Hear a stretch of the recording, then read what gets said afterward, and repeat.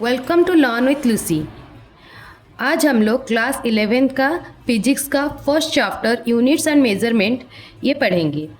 Units and measurement, कोई भी एक क्वांटिटी का यूनिट्स और मेजरमेंट्स उसका कैसे उसको मेज़र करते हैं इसके बारे में जानेंगे। ये सबसे बेसिक चैप्टर है और ये चैप्टर पूरा सब क्वांटिटी का मतलब उसका कैसे उसका फॉर्मूला होता है, उससे कैसे डायमेंशन निकलता है, उसका यूनिट्स कैसे होगा और उसको कैसे हम लोग मेज़र करेंगे, पूरा उसका फंडामेंटल इस चैप्टर में है। ठीक है, फर्स्ट है डायमेंशनल एनालिसिस।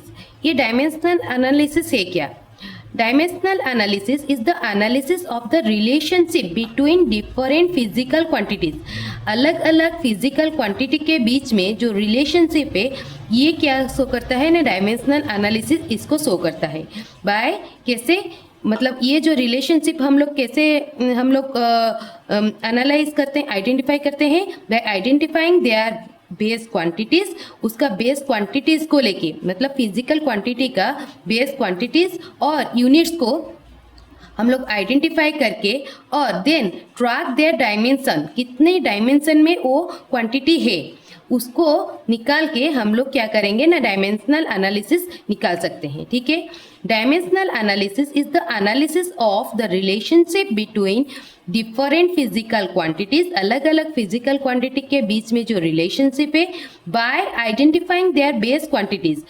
वो फिजिकल क्वांटिटी का बेस क्वांटिटीज जो है उसको आइडेंटिफाई करके और उनका यूनिट्स जो वो फिजिकल क्वांटिटी के लिए जो यूनिट यूज होता है उसको आइडेंटिफाई करके units of measures and tracking their dimension. और वो जो यूनिट्स है या फिर वो जो बेस क्वांटिटीज है उनका डायमेंशन कितना है, वो कितने क्वांटिटी में है, and tracking their dimension as calculation और कंपैरिजन आर परफॉर्म्ड। ठीक है, डायमेंशनल एनालिसिस। तो ये जो बेस क्वांटिटीज है वो क्या है, जैसे कि एग्जांपल लेंथ हो गया, मास हो गया, टाइम हो गया, इलेक्ट्रिक चार्ज हो गया जो कि क्यू है। तो ये सब क्या है ना, बेस क्वांटिटीज है। और यूनिट्स ऑफ मेजर्स जो है वो क्या है, जैसे कि मतलब हम लोग अगर लेंथ को ले रहे हैं तो क्या लेंगे, माइल्स वर्सेस किलोमीटर। अगर हम लोग वेट को ले रहे हैं, पाउंड्स या फिर केजी। ठीक है ना, एक एग्जाम्पल से समझते हैं। जैसे कि मास को हम लोग m ले लिए, लेंथ को l ले लिए और टाइम को t ले लिए। डायमेंशनल एनालिसिस कोई भी एक क्वांटिटी का कैसे निकालते हैं, तीन क्वांटिटी उसका बेस है, मेन है मास, लेंथ एंड टाइम। ठीक है, तो एक फिजिकल क्वांटिटी लेते हैं वेलोसिटी।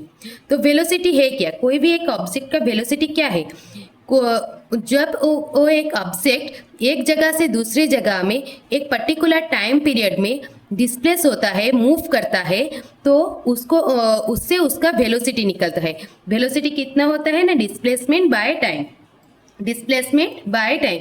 लेट एक ऑब्जेक्ट इधर है, एक ऑब्जेक्ट इधर है, इस प्लेस में है, ए पॉइंट में है, तो ये पॉइंट में ये पॉइंट मतलब ये पॉइंट है जो बी पॉइंट, तो इन दोनों के बीच में डिस्टेंस है 2 किलोमीटर और ये 2 किलोमीटर और 2 सेकेंड में वो कवर कर रहा है। तो फिर वो कितना उसका वेलोसिटी कितना हो गया, velocity equals to 2 kilometre by 2 second.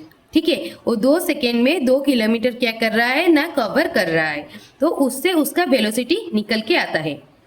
तो इससे डिस्प्लेसमेंट कैसे, मतलब इससे हम लोग डायमेंशन कैसे निकालेंगे, तो हम लोग क्या करेंगे ना, ट्रैकिंग देयर बेसिक क्वांटिटीज।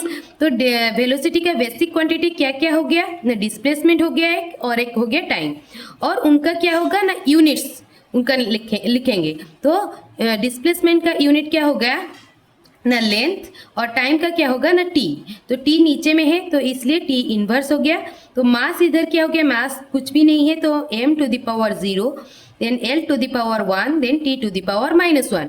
तो ये जो उसका क्वांटिटी है उसको ही क्या बोलते हैं ना, डायमेंशन ऑफ वेलोसिटी। तो डायमेंशन ऑफ वेलोसिटी कितना हो गया ना, 0, 1, -1, मतलब उसका मास क्या हो गया ना, 0 हो गया, लेंथ हो गया 1 और टाइम हो गया -1।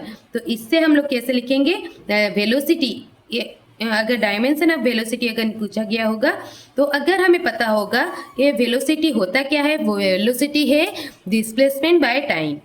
तो डिस्प्लेसमेंट एक लेंथ क्वांटिटी है, टाइम एक टाइम क्या है टी, तो एल T⁻⁻1 टाइम नीचे है तो मास 0 है। तो ऐसे हम लोग, अगर हमें उसका फॉर्मूला पता होगा तो फिर हम लोग आराम से उसका डायमेंशन निकाल सकते हैं। ठीक है।